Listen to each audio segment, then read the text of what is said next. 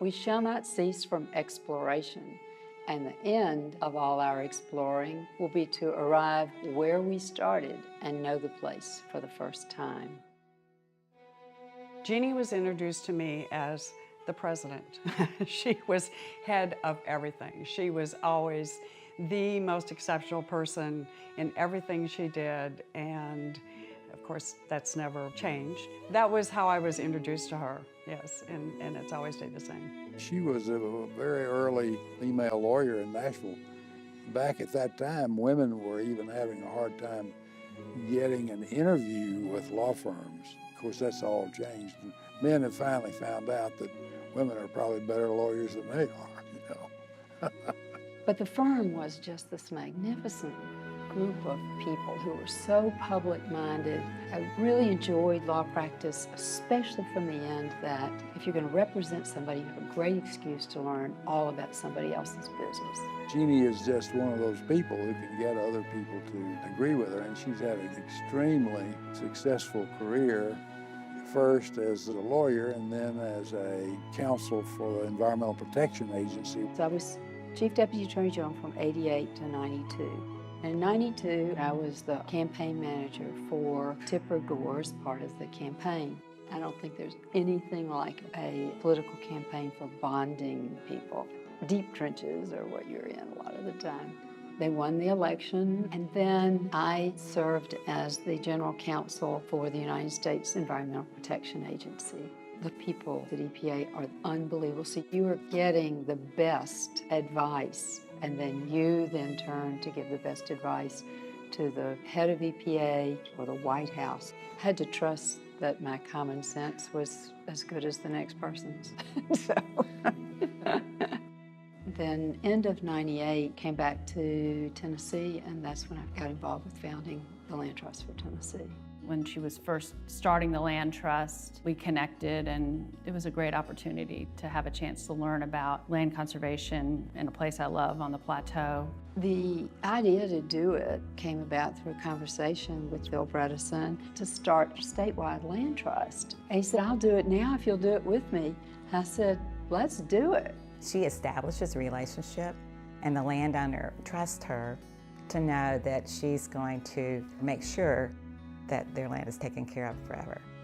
We had a family farm that was getting ready to be subdivided, and she came to the rescue and helped work it out with the land trust to save Harlansdale. And that sort of started a relationship that I really cherish because, you know, I've just been in awe of her. Somebody so small, she's like a little cricket, to be so powerful and has literally moved mountains in the city. It's important for people to get out and be able to connect to nature and see large trees and hear the birds chirping and all those things that if we weren't here, I think everywhere would start to look the same.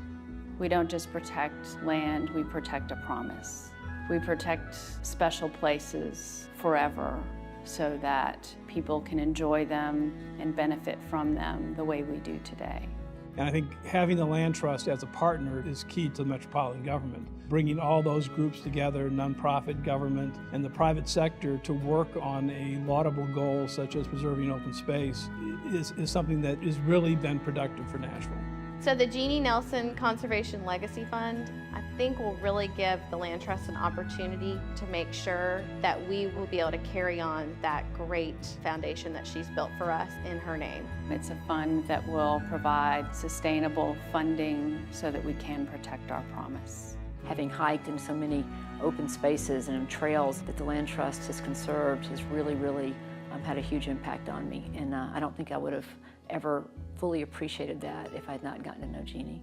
Everywhere I go, I meet people that ask me about Jeanie. She is passionate about things that she believes in, whether they're women's rights, whether they're political issues, whether they're environmental issues. She's passionate about it, about how things should be done and how people should be treated. She taught us to get involved and really care about something and feel like you're part of your community, whether that's Nashville or Tennessee or the United States. That she leaves you with a good feeling. I mean, you feel like you've really done something and you're proud of it. She just takes her time with people. And in this day and time, I just don't think a lot of people do that. I don't know anybody else who has done what she has done to preserve and improve the environment in which we live. Jeanie meets people where they are. She has this knack of connecting with people regardless of where they're from, what their background is, what their profession is, what their wealth is. I have 3 little boys, and the only thing they've ever known is mom with Jeanie Nelson as their boss.